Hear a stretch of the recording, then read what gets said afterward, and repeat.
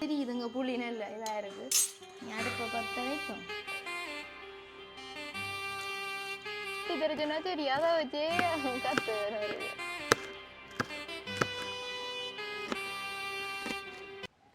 வணக்கம் உறவுகளே, இது அங்கு வித் சாம். இன்றைய காணொலியில் நாங்கள் என்ன பார்க்க போகிறோம்டா, யாழ்ப்பாணத்து முறையில் நெத்தலி மீன் தீயல், புளித்தீயல் எப்படி வைக்கிறேன்னு பார்க்க போகிறோம்.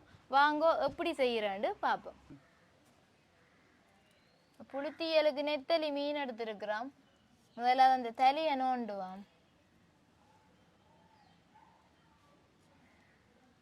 சின்ன மீன்ன்றால வால் ஒன்று நோண்ட தேவையில்லை, தலையை மட்டும் நோண்டினா சரி.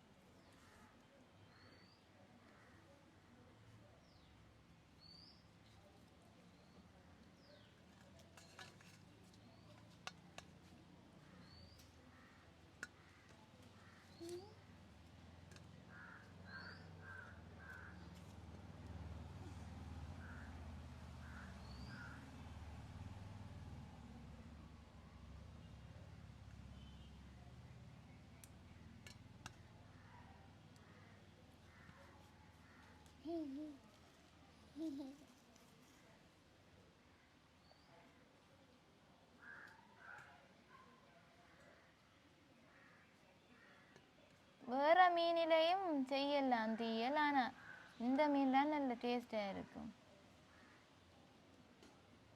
இந்த இப்படி மீன் இருக்குதானே நெத்தலிமா, இப்படி குட்டி மீன், அந்த அதுலேயும் செய்யலாம் புளித்தீயல்.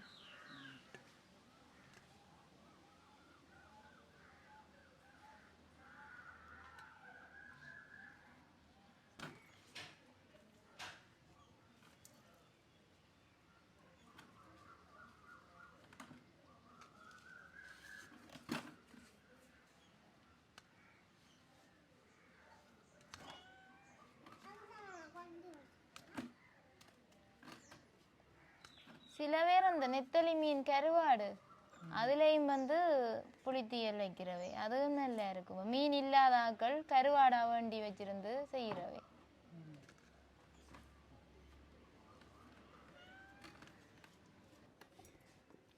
மீனெல்லாம் நோண்டியாச்சுது.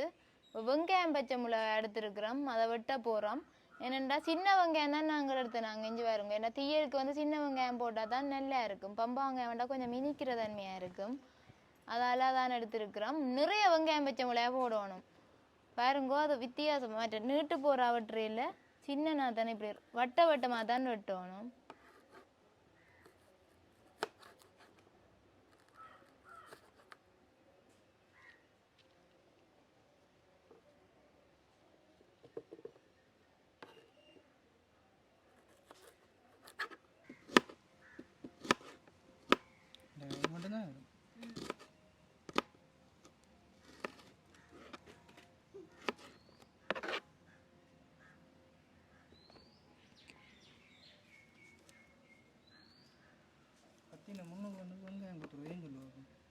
கண் தெரியாம கேரம் இருக்குதானே, பம்பா வெங்காயத்தை விட சின்ன வெங்காயம் சரியான கேரம்ன்றது. அந்த கேரத்தை முன்னுக்கு குத்தினா அந்த கேரமாக அந்த வெங்காயம் முறிஞ்சி எடுக்கணும். அதே நேரம் கத்தி இப்படி 2 ஏக்க முன்பாக்க கூர் அங்கே குத்தாது.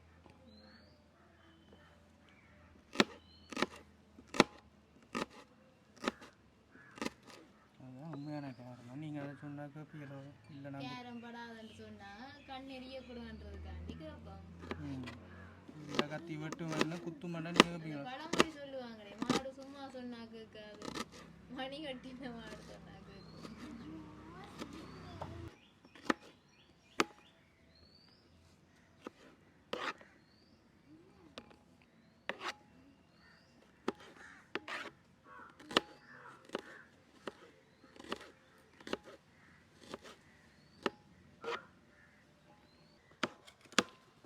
பச்சை மிளகா வடிவா வெட்டுப்படுவேன் யோசிக்கிறீங்க.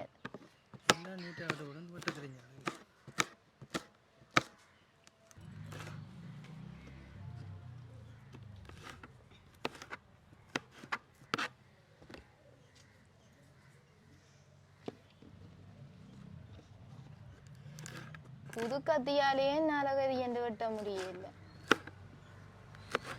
வெட்டுறீங்களா அப்படி கொஞ்ச நேரத்தாலாம் தெரியும் மெரிய வலிக்கிட. அப்படியா?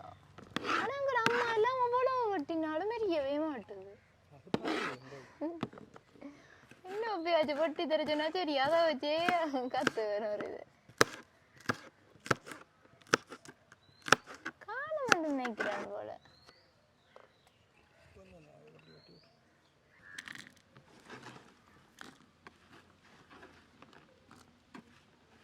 பச்சை மிளகாய் வெட்டி முடிச்சிட்டேன் கஷ்டப்பட்டு. நான் தான்.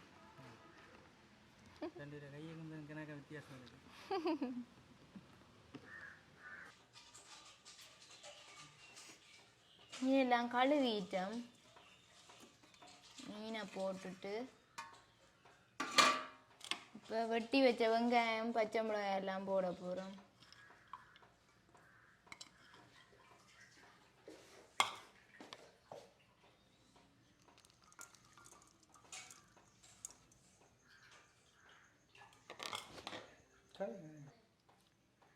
உப்பு தேவையான அளவு.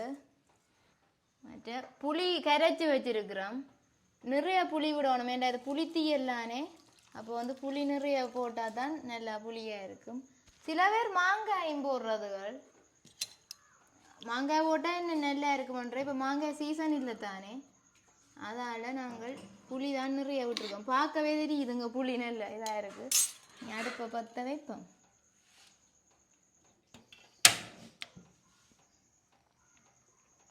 கொதிக்கட்டுமே மூடுவோம். மூடிட்டு தான் கொதிக்க வைக்கணும். கொதிச்சு கொண்டு இருக்குது, என்ன கட்டத்தில் இருக்குன்னு திறந்து பார்ப்போம். நல்லா மீன் எல்லாம் ஆவிஞ்சு வந்துட்டு தானே. பார்த்தீங்கன்னா அவிஞ்சிட்டுது நல்லா. மிளகாய் பச்சை மிளகாய் எல்லாம் அவிஞ்சிட்டுது. இனி மஞ்சத்தூள் போடுவோம்.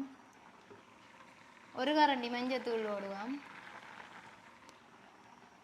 விட்டுட்டு முதல் பால் இருக்குத்தானே, முதல் பாலண்டா முதலாவதா புளிஞ்செடுத்த பால் கட்டி பாலா இருக்கும்,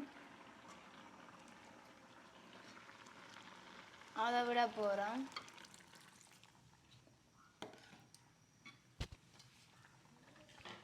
விட்டுட்டு கிண்டி விட்டுட்டு கருவேப்பிலையும் போட போறோம். கருவேப்பிலையோ இந்த பிச்சு போட்டால் தானே இல்லை வாசனை இருக்கும். நிறைய போடுவாங்க, நான் தீ இருக்கு தானே. போட்டுட்டு இனி கிண்டி விடுவான்.